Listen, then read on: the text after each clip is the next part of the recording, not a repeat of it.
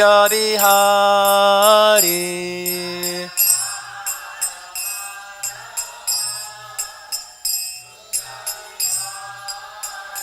Jayo Radha Madhava kunja bihari.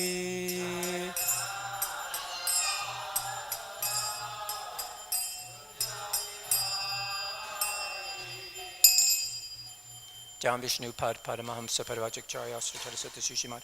His Divine Grace A.C. Bhaktivedanta Swami Prabhupada Ki Jai. Jam Vishnu Pad Padamahamsa Parvajikcharya Sritarasata Sushimad. Shringa Guru Srila Bhakti Siddhanta Saraswati Goswami Maharaj Ki Jai. Ananta Koti Vaishnava Vrinda Ki Jai. ISKCON BBT Founder Acharya Srila Prabhupada Ki Jai. Namacharya Srila Haridas Thakur Ki Jai. Premsiko Shri Krishna Chaitanya Prabhu Nityananda Shri Advaita Gadadhar Shri Vasari Gaur Bhaktivinoda Ki Jai. Shri Shri Radha Krishna Gopi Gopinath Shama Kund Radha Kund Giri Govardhan Ki Jai.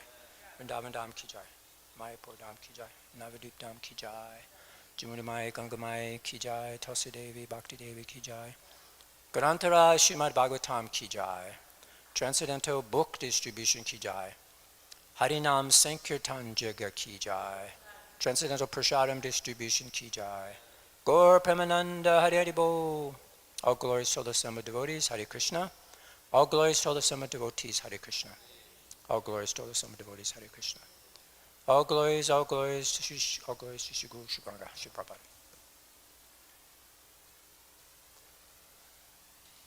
Om Namo Bhagavate Vasudevaya.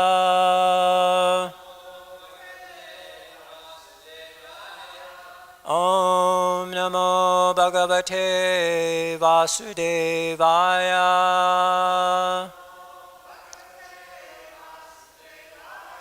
Om Namo Bhagavate Vasudevaya.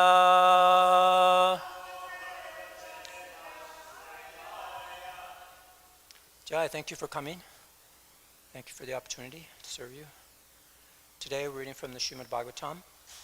Third canto, chapter 31, texts 45 and 46, they're together.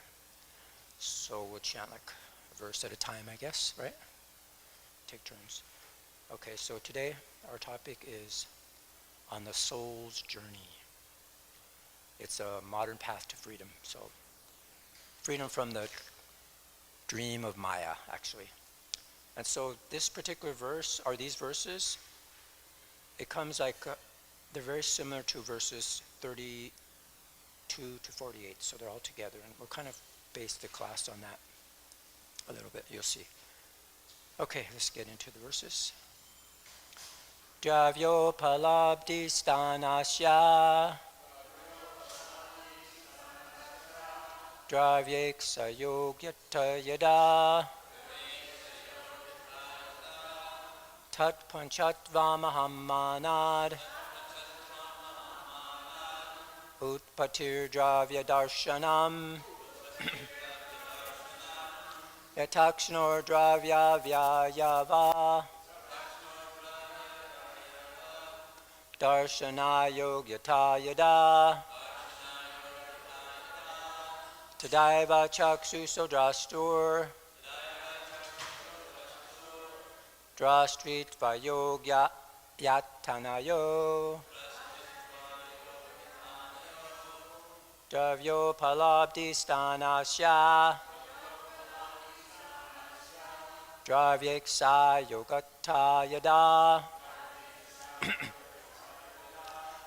pañcatvam ahaṁ-mānād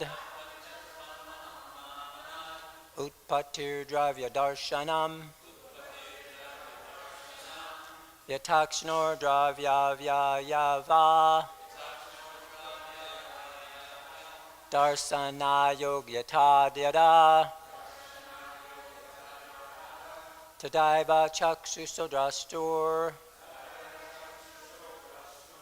draṣṭṛtvāyogyatānayoḥ.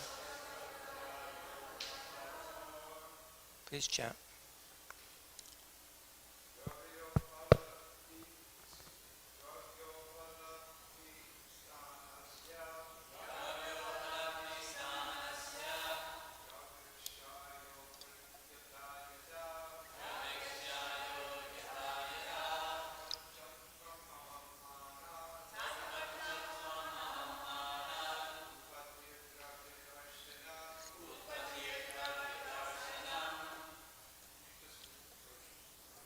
Okay, so just read the first verse, everyone.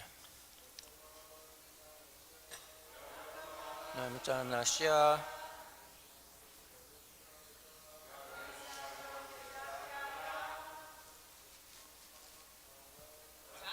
pañcatvam ahaṁ-mānād utpattir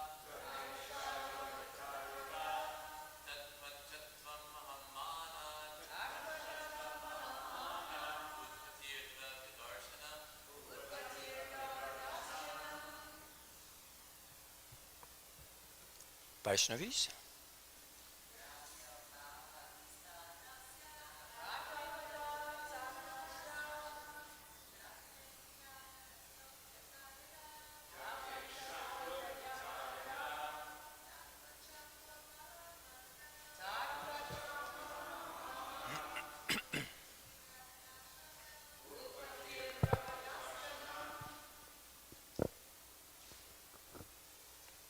Okay. Dravya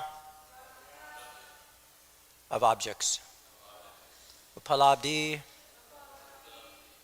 of perception. Sthānasya of the place. Dravya of objects. īkṣā of perception. Ayogyatā incapability. Yadā when. Tat that. Pañcatvam death. Ahaṁ-mānāt from the misconception of I. Utpattir birth. Dravya the physical body. Darśanam viewing. Yathā just as. akṣṇoḥ of the eyes. Dravya of objects. Avayava parts. Darśana of seen. Ayogyatā incapability. Yadā when. Tadā then. Eva indeed. Cakṣuṣaḥ of the sense of sight. Draṣṭur of the seer. Draṣṭṛtva of the faculty of seeing. Ayogyatā incapability. Anayoḥ of both of these. Okay. Translation and purport by Srila Prabhupada. When the eyes lose their power to see color or form due to morbid affliction of the optic nerve, the sense of sight becomes deadened. The living entity who is the seer of both the eyes and the sight loses his power of vision. In the same way, when the physical body, the place where perception of objects occurs, is rendered incapable of perceiving, that is known as death. When one begins to view the physical body as one's very self, that is called birth. Jai. Purport. When one says, I see, this means that he sees with his eyes or with his spectacles. He sees with the instrument of sight. If the instrument of sight is broken or becomes diseased or incapable of acting, then he, as the seer, also ceases to act. Similarly, in this material body, at the present moment, the living soul is acting. And when the material body, due to its incapability to function, ceases, he also ceases to perform his reactionary activities. When one's instrument of action is broken and cannot function, that is called death. Again, when one gets a new instrument for action, that is called birth. This process of birth and death is going on at every moment by constant bodily change. The final change is called death, and acceptance of a new body is called birth. That is the solution to the question of birth and death. Actually, the living entity has neither birth nor death, but is eternal, as confirmed in the Bhagavad Gita. Nahanyate hanyamani sarire, 220. The living entity never dies, even after the death or annihilation of this material body. So that's the end of the purport. Om Jnana Timirandasya Gyananjana Salakaya cakṣuṣo tasmai Shri Gurave Namaha. Shri Chaitanya Manobhistam Stapitam Yena Bhutale Swayam Upakadamayam Tidanti Swapadantikam. Jai Shri Krishna Chaitanya Prabhu Nityananda Shri Advaita Gadadhar Shivasari Gaur Bhaktavinda. Hare Krishna Krishna Krishna Hare Hare. Hare Rama Rama Rama Hare Hare. Namo Vishnu Padaya Krishna Prasaya Bhutale Shrimati Jai Pataka Swami Nitinamane Namacharya Padayane Nityagripa Padayane Gorakata Damadaya Nagara Grama Tarane. Namo Vishnu Padaya Krishna Prasaya Bhutale Shrimati Bhaktivedanta Swami Nitinamane Namaste Saraswati Deve Gauravani Pacharane Nirvisesha Sunyavadi Paschachade Satadane Vanchakopa Trubhischa Kripasindu Bevacha Patitanam Pavane Bhyo Vaishnave Bhyo Namo Namaha. Jai. So the verse again. When the eyes lose their power to see color or form due to morbid affliction of the optic nerve, the sense of sight becomes deadened.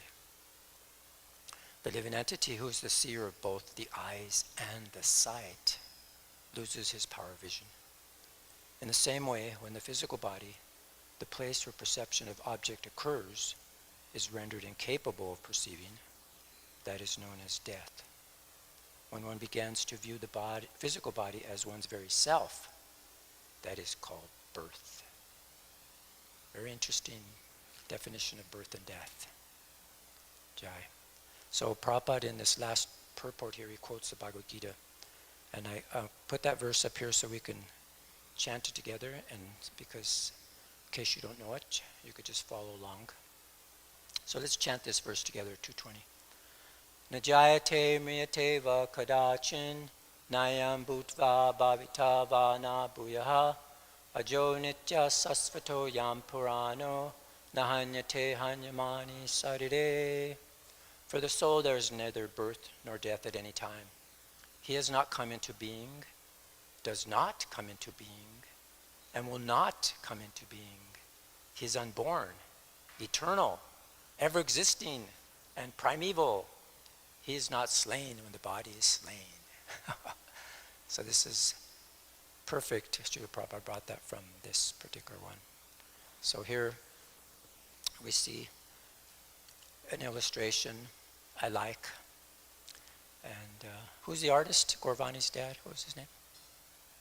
You know Gaurvani's dad? Anyone listening?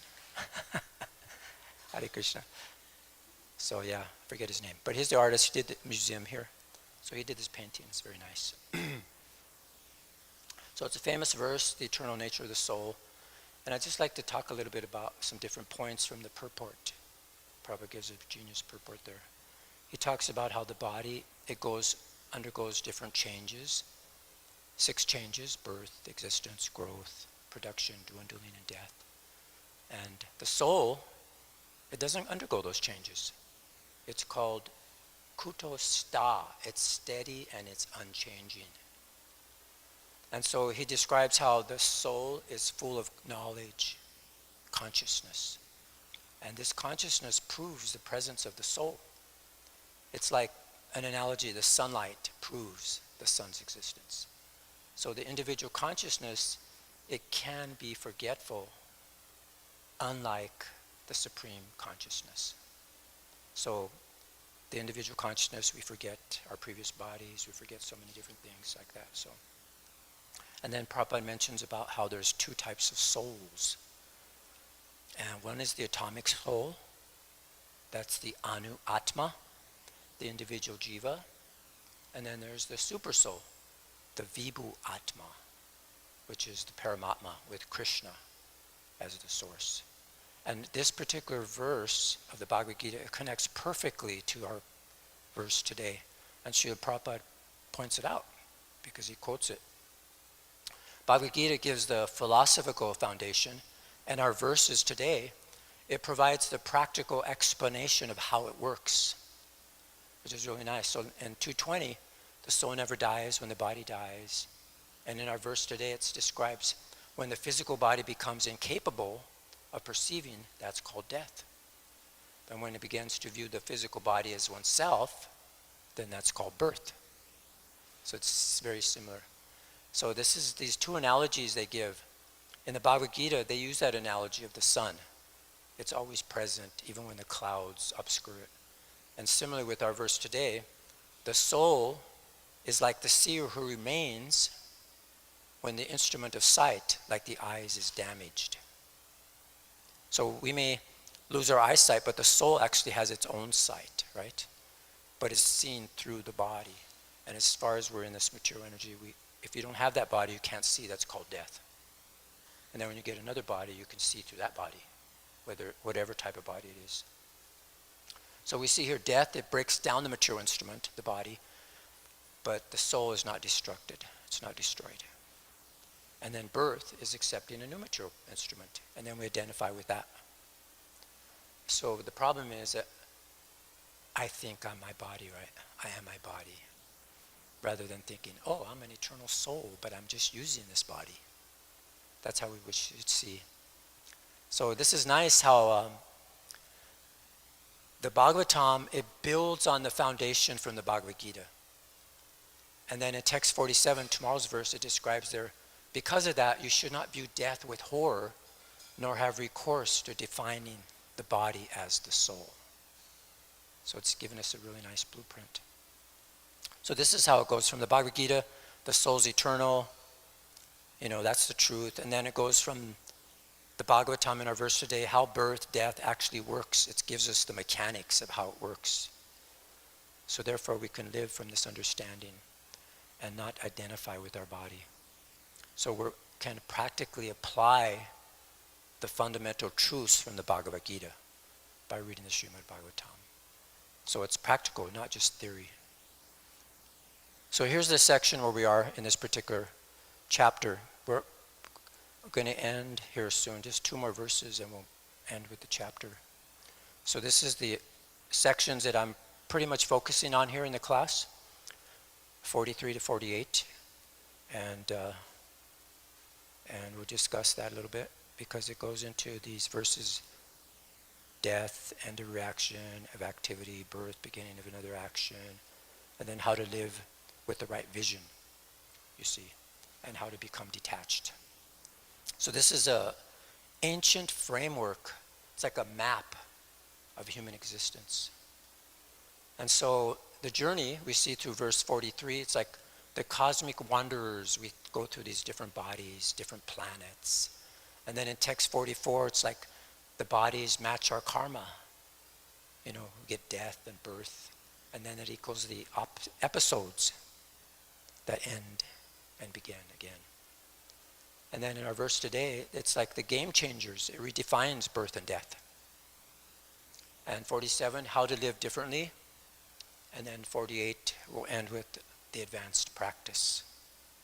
So text 45 and 46, though, our verse today, it contains the key that unlocks everything, which is really beautiful. So here we see the happiness paradox, right? Talking about vision and identifying with our things. We see a very luxurious lifestyle, right? It's our dream house, our dream view everything we ever wanted, right? But how many of you have ever said, I'll be happy when? And it's like this guy, when comes, then you just move the goalpost further, right? It's like my little boys, well, they're not little anymore, but they would say, Dad, just this one thing. Just give us this one thing, and then I won't want anything ever again, right? And then you give them that, okay. And then, right, the next day it's like something else. No, just this. So this guy goes on and on and on, like that. So today we have so much comfort, technology, right? Opportunities than any generation in history. And yet the anxiety disorders affects 40 million Americans annually. So this depression rates have tripled in the last decade. And 50% of marriages end in divorce. Addiction to substances, technology, and achievement is at its highest level. But what if this ancient wisdom, it's so ancient that it could explain our modern pursuit of happiness, how it keeps failing. This is what we're learning in the Bhagavatam. So you could just think, like, the last time you got something you really wanted, how long did that satisfaction last? Like 30 seconds, a week, and honest? Anyone have anything they want to share? The last time you really wanted something, then how long did the satisfaction last? Anyone want to say anything? Nobody wants to admit it. So, yeah. It's like, that's our thing, So, anyway, there's a hidden problem. The case of mistaken identity. So we live in a culture where finding yourself usually means buying something that represents who you think you are, right? Like so many things like that. So from the Bhagavatam, it says the first ignorance is to identify with one's material body as the self. And the second is to accept something as one's own due to bodily conception. So what that looks like today is like, okay, I'm a successful whatever, lawyer, whatever, because I have a bank account, right? Or I'm attractive based on your social media likes. Or I'm valuable based on my job title. Or, I'm my thoughts and my feelings. But see, we always say, right, money can't buy happiness. But then immediately when we're sad, we check our bank balance, right? So this is interesting. When we view the body as the self, that's called birth. And when we can't perceive the body, that's death. But the seer remains. So there's a very interesting thing that I heard. Many devotees have talked about this. There's this book. It's called Human Nature and the Social Order. And it's by this, I guess he's a psychotherapist. And his name is Charles Cooley. Anybody heard of him? He came up with this phrase everybody seems to quote. He says, I am not who I think I am. I'm not who you think I am. I am who I think you think I am. So just see how this, it's a quote that people are summarizing what he actually said. And I'll read to you because it helps you understand what he actually said. People are just summarizing the things that he said. So let me see if I can find that. So this is it here. This is what Cooley actually said in his book. He says, as we see our face, figure, and dress in the glass and are interested in them because they are ours, right? See, identifying. So in imagination, we perceive in another's mind some thought of our appearance, manner, aims, deeds, character, friends, and so on, and are variously affected by it. So from that this is how they came up with that quote, that pithy quote, that, so that we just mentioned. But he also mentioned 3 elements in his book. He said, the looking glass self imagining our appearance to others, imagining their judgment of us, and experiencing self-feeling like pride or shame based on the imagined judgment. So just see, the point that really sticks to me is it's not only are you identifying with your body, but you're actually identifying with what you think other people think you are. So it's just that we just get caught in these mental trips. So we should practice this temperance actually, like be temperate, don't let others' opinions completely define you, create space where, between external judgments and your actual internal identity. So that's what the Bhagavatam is teaching us, that we acknowledge external perceptions or perspectives, but we maintain our strong intentional sense of self, of who we actually are. And that's the spiritual thing we try to identify with. So, raise your hand if anybody remembers being born. Some people actually do, but not very much. So this is the forgotten beginning, right? And the Bhagavatam reveals, as we've mentioned in different classes, that miserable life begins from the moment the living entity begins to contact his material body. So just see, as soon as you contact it, we experience this misery. So what we do is we spend our lives trying to make the temporary feel permanent. And we chase security with an inherently insecure situation. Isn't it amazing? So we're born into this game, right, where the rules guarantee suffering, but we keep thinking, if I just play better, I'll win. So that's the thing with that. So here, there's also this universal trap, right? Beautiful spider web. It's so nice. Let me touch it, right? Like the children, and then they get all stuck in the spider webs, and then they start crying. So, but what if I told you your greatest pleasures might be your greatest prison? So this is what the Bhagavatam teaches, these ancient insights. It explains that material attachment or material attraction, especially sexual desire, is like a blind well covered with grass. It looks appealing, but it's actually a trap. So so we see this today happening. Social media, right? Designed to be addictive. Consumer culture. Happiness is always a purchase away. Relationship addiction. I need someone to complete me. Or achievement obsession. I'll be worthy when I succeed. Right? Why can't we just think like positively, like who we are and how our relationship is? And this is what the Bhagavatam has given us. So the catch-22, right? The more we try to satisfy our desires, the stronger they become. The temporary satisfaction, it convinces us the next one will be permanent. So we become like addicts, needing bigger and bigger hits.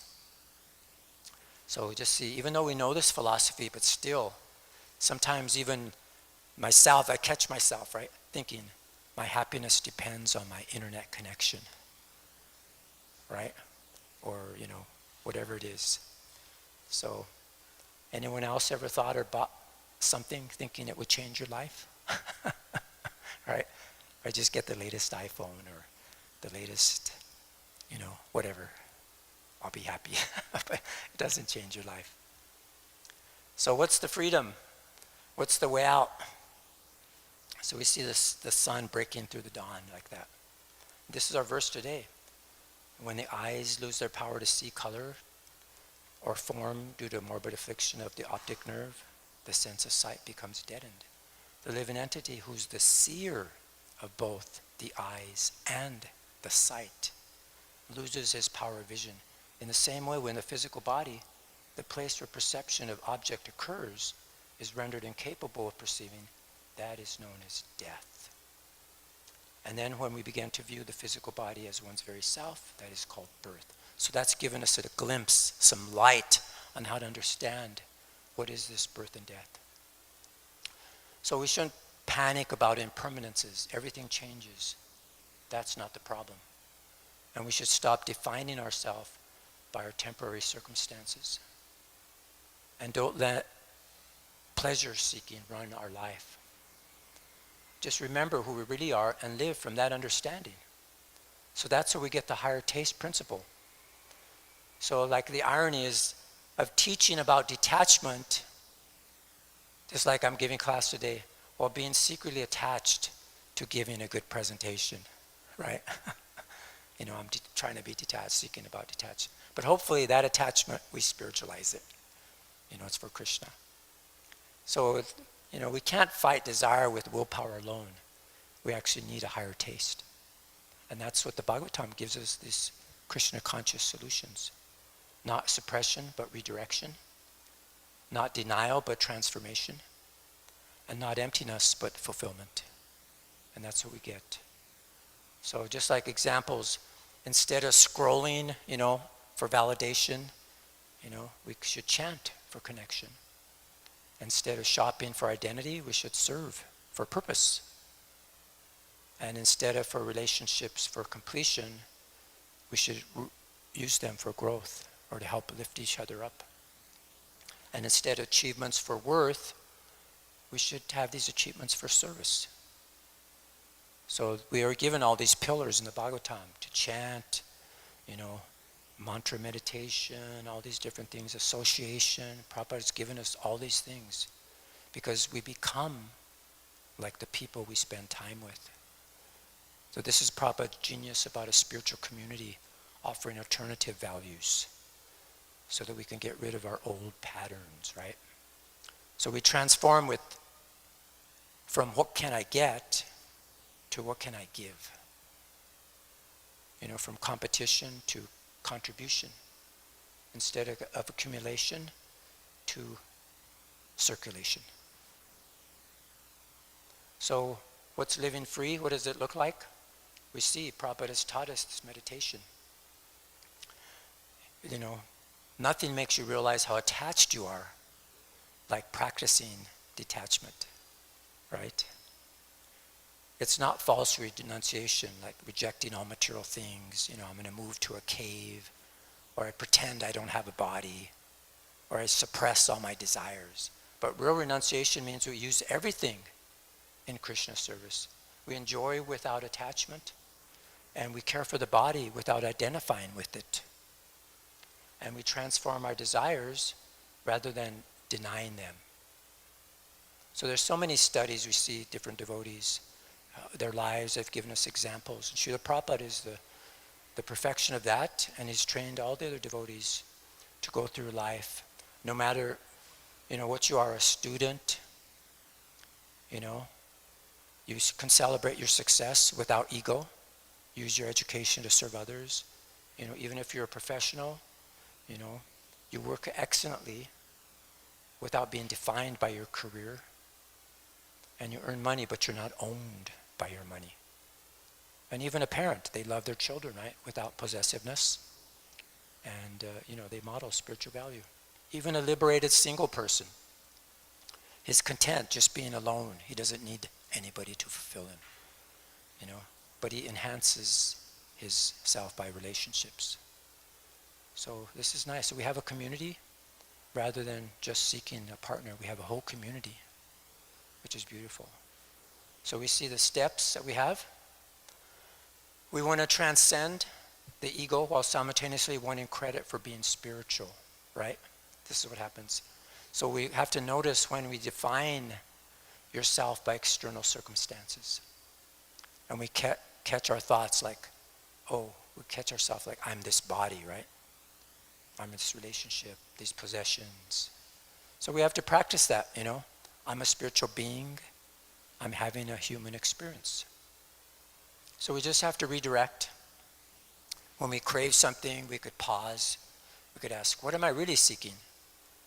And then we could just try chanting for a few minutes when you feel empty. Or you choose one material desire and offer that in service. And association is also very powerful. We have to find, even if you could just find one person who's interested in spiritual growth, join a study group. There's meditation classes, limit time with people that drain your spiritual energy. And then we have to do service. We have so many resources Srila Prabhupada given us, so many books, such a beautiful community, and we have so many places we could go to practice, the kirtans, the discussions, the classes, so much service opportunities. So this is the great liberation. So just as the birds are flying from the cage, so also we want changes. And it's described, the promise that's given to us, it says, one who is intelligent by the grace of the Lord and develops Krishna consciousness is successful in this life, because simply by keeping himself in Krishna consciousness, he will be saved from the repetition of birth and death. So what changes? Our fear of death decreases when you know you're eternal. Attachment to outcomes decreases when you trust Krishna. And your need for external validation decreases when you actually know who you are, what your inherent worth is. And your desperation in relationships, it decreases. And then you feel complete. So this anxiety about the future decreases when you live in a spiritual atmosphere. So the choice is before us. The Lord is always seeking the opportunity to reclaim fallen souls back to his abode, even more than we want to go. So we have three options. We can ignore this wisdom and continue in the cycle of desire and disappointment. Or two, we could intellectually appreciate it, but change nothing. Or three, we could just take one small step towards spiritual freedom today. So that was pretty much what I wanted to talk about. So what I did is a little video summary of this section of the Bhagavatam that I was focusing on here. That one sections that I pointed out. So I did a little summary video for your pleasure. And let's start it.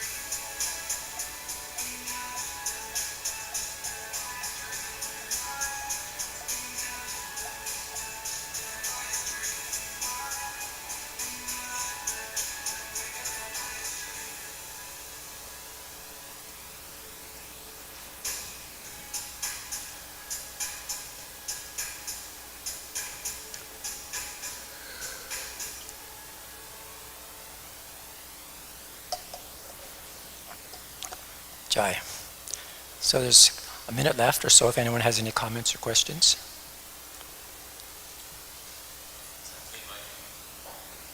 How did you guess? And Goda. It's based on our verses that I just gave class on today. And the purport. Yes. So tools, these are tools, yes.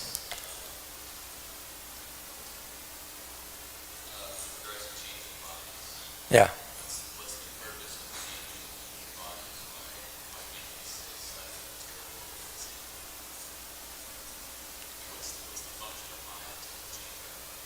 Because of different desires. Yeah. So by desire, whatever you're thinking of at the time of this body, you're going to get in the next body. It's temporary changes. Fulfilling our desires. Yes, Prabhupada Prabhu.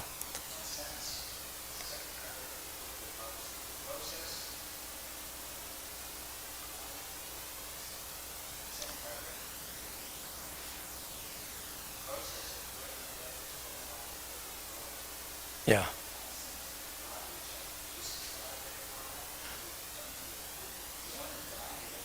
Yeah.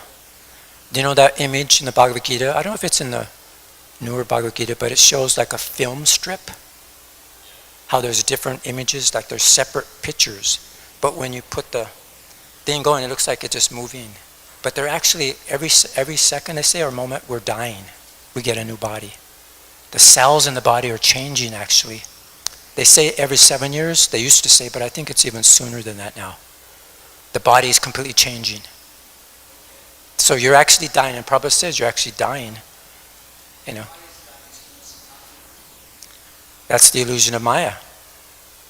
You're constantly changing, getting into a different body. Yeah. Because you think you're growing, you think it's the same body, but it's not.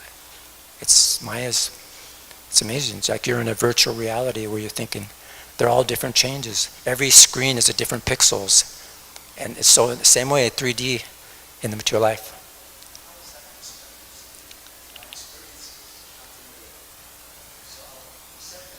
Yeah.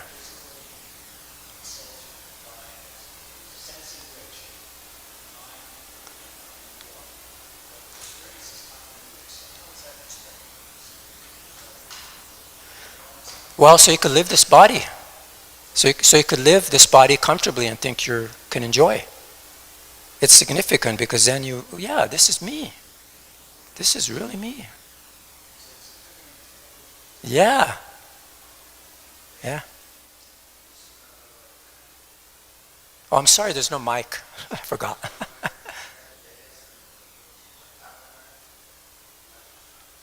It's not working.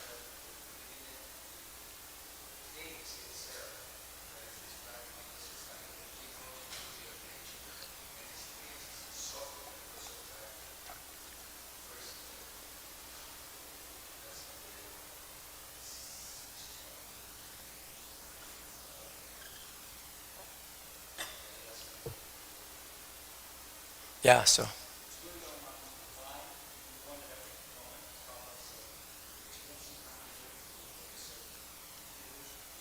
Yeah. Providing that. Yeah. Exactly. Yeah. Or yeah. And see, this particular image here is like we get our material desires, but still, we realize it's not satisfying. There's something more. We get that there's something missing, right? So, anybody else? I'd like to share something. Jai. Well, thank you for your. Oh yes, I'm sorry.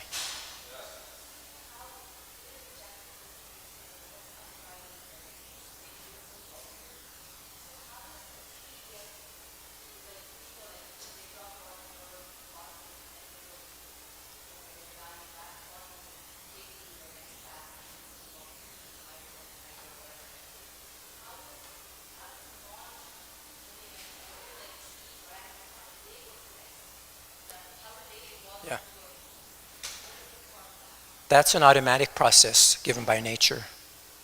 So you automatically will cycle through different trees, maybe, and then from that there's a higher form. Maybe you have legs, and then you go through those different species, And then you go to the next species. So this is the transmigration of the soul through so many millions of lifetimes.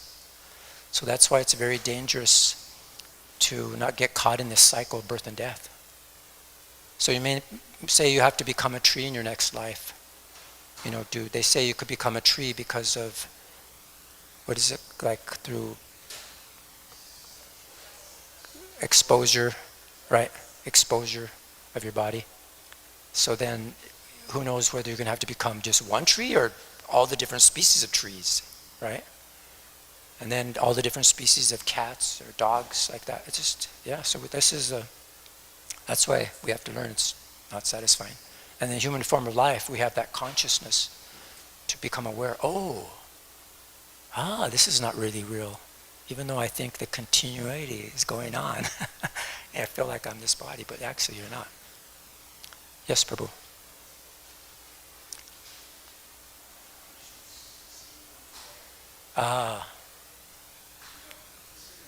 Yeah.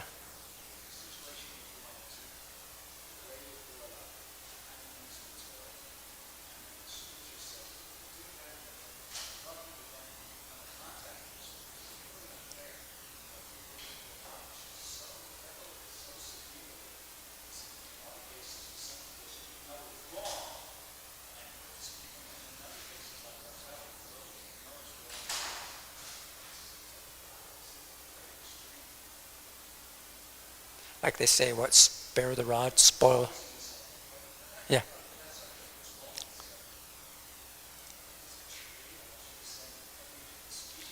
Yeah.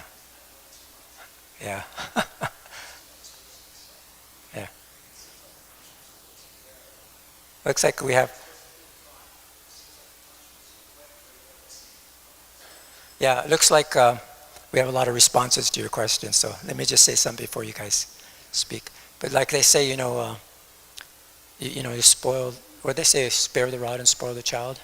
So in some way, we're getting trained up, and another way, time, like you said, it's destroying everything. We become suffering, but time is actually taking away from you everything that you're not. So we're understanding that we're not these things, and we're understanding, well, then who are we? And once we identify with that, then we could advance. But you guys probably have a better answer than me. Or,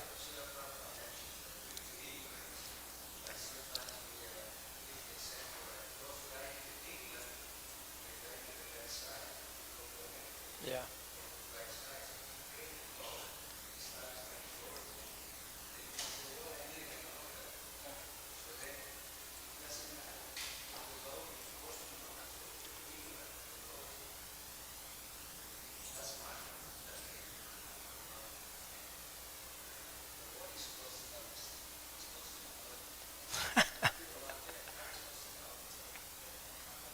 Yeah. That's their karma.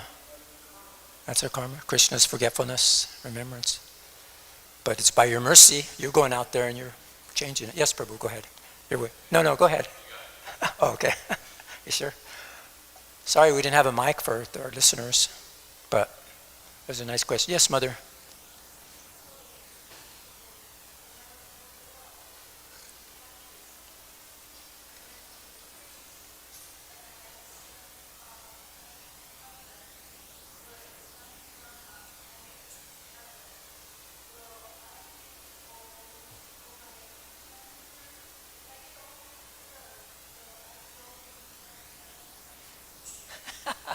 They have no answer, right? Yeah. That's true. It goes to show they don't know. Yeah, I had the same. I was also brought up as a Catholic, and I remember when I was in searching after I got out of work, I was searching, and my sister in Boulder, she lived there, and she used to be a Benedictine, like, nun or a monk. And then she used to live by the church, and I used to go to the church a lot. And we used to hang out with the priests in the back, and we used to talk, and I was like, God, they really don't know what's happening. And they have habits of smoking. They're actually treated for alcoholism. And what they do with their spare time, they play that game. What's it called? Scramble, where you bet? Is it scramble? Something like. No, it's like you buy things, buy properties, and you sell properties. Monopoly, yeah. That's what we did in our spare time in the back with these priests. So, but then, a few days later, I cried out, "If there's a God, where are you?" And then the next day I met a devotee, and I asked him all these questions, so many questions I had about everything, and he had all the answers, except for one. And then he brought me to the temple in Denver, and Subhananda was there, the scholar, and they turned me over to him. So, yeah, the real answers are here. So we're so fortunate, such good association. Jai. Well, thank you very much. I'll go to Srimad Bhagavatam. I'll go to Srila Prabhupada. Hare Krishna. Jai. Thank you. Jai. Why don't you fix the glasses? Well, thank you. Thank you. You'll need Yeah. Tools. Oh, yeah.